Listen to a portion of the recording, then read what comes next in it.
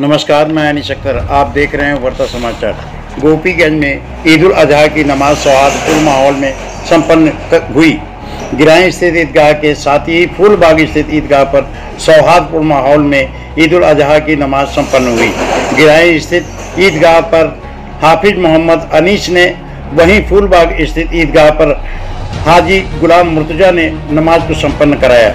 बाद नमाज मुल्क में अमन व अमान भाईचारगी के लिए दुआएं रो रो कर मांगी गई।